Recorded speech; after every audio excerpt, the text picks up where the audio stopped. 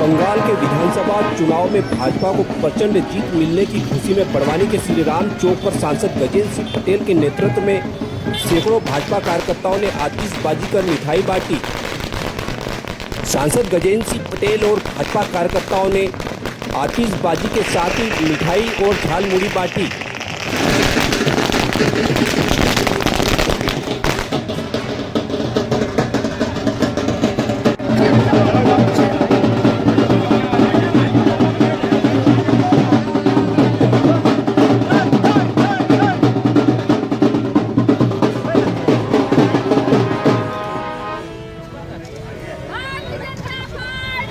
जिंदाबाद जिंदाबाद जिंदाबाद जिंदाबाद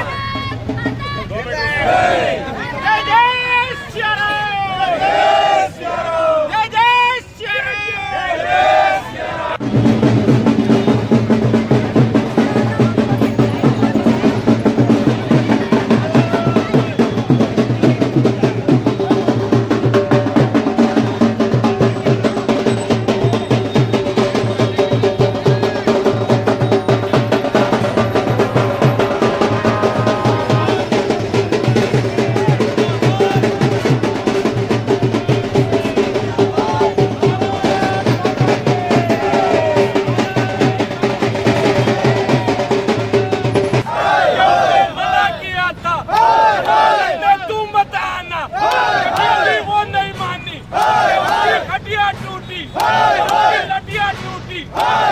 वो तो हार गई।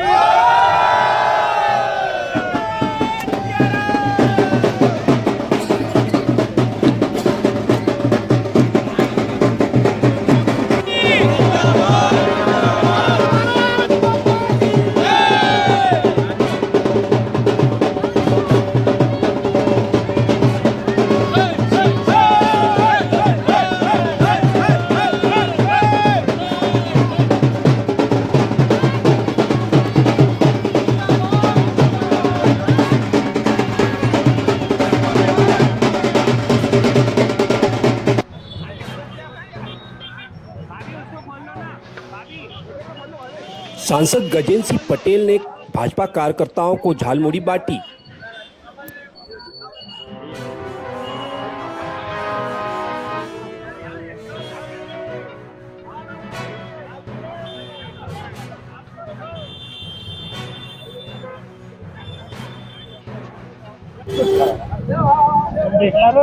आज बंगाल चुनाव में और परिणाम आए हैं, ऐतिहासिक परिणाम आए, क्या कहेंगे?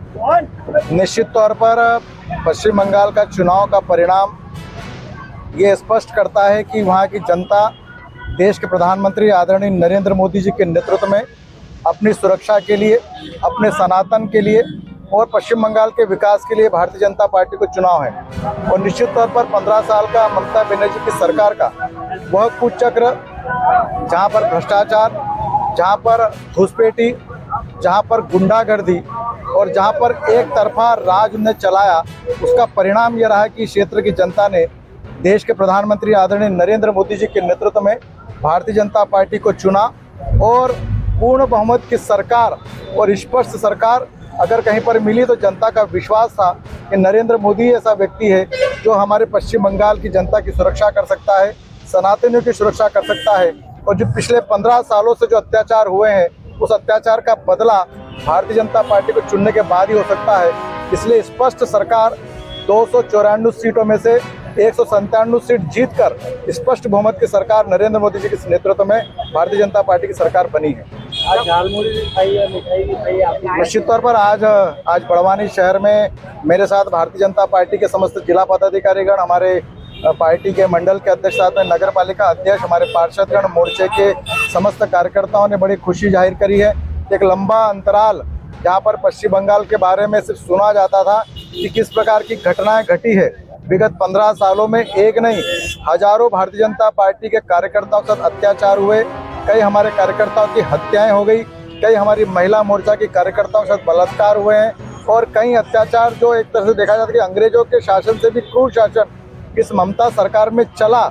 और ये घटनाएं हम सोशल मीडिया के माध्यम से, समाचार पत्रों के माध्यम से और आप सबके मीडिया के माध्यम से देखने को मिलता था और ऐसा एक आक्रोश देश की जनता में था कि इस बार पश्चिम बंगाल में जो देश की सुरक्षा के लिए मोदी जी काम करें, मोदी जी के नेतृत्व सरकार बनना चाहिए।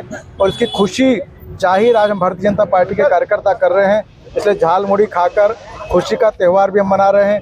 निश्चित तौर पर जो मोदी जी ने झाल मुड़ी खाकर वहाँ के लोगों को संदेश दिया और लोगों ने बड़ा विश्वास व्यक्त किया कि जो एक छोटा सा चाय बेचने वाला देश का प्रधानमंत्री एक छोटी सी दुकान पर जाकर झाल मुड़ी खा सकता है, तो भारतीय जनता पार्टी पश्चिम बंगाल की सुरक्षा के लिए सरकार बनाकर एक विश्वास पैदा कर सकता है। विकास कार्यों क्या रणनीति रहेगी आगामी? निश्चित तौर पर मुझे लगता है कि भारतीय जनता पार्टी की हमारी सरकार का घोषणा पत्र इस बात को चिन्हित करता है कि सबसे पहले घोषणा पत्र में सुरक्षा, जो पश्चिम बंगाल की जनता की सुरक्षा का वादा हमने किया है उसको निभाएंगे। जो घुसपैठी इस देश में घुसे जा रहे हैं उसकी बॉर्डर पश्चिम बंगाल से घुसी हुई है और ममता ने इतने लोगों को घुसपैठी बनाया कि वहाँ के हमारे कई स्थानीय लोगों पर अत्याचार हुआ है।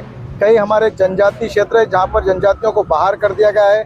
कई लौ जिहाद वाले विषय दूसरे देश वालों ने करे हैं, वहाँ पर हिंदू समाज के लोग अल्पसंख्यक हो गए हैं। कई प्रकार के अत्याचार इस पश्चिम बंगाल की सरकार के समय ममता सरकार में हुए हैं। प्रधान संपादक दिलीप शर्मा की रिपोर्ट। चीजों को ठीक करने का मुद्दा भारतीय जनता पार्टी ने स्पष्ट किया है और जो पिछले 15 सालों में जो अत्याचार हुआ है उसका गिन कर मुकाबला भारतीय जनता पार्टी की सरकार करेगी और पश्चिम बंगाल एक एक गिने चुने अत्याचारों का हिसाब अब आने वाले 5 सालों में करके दिखाएगी।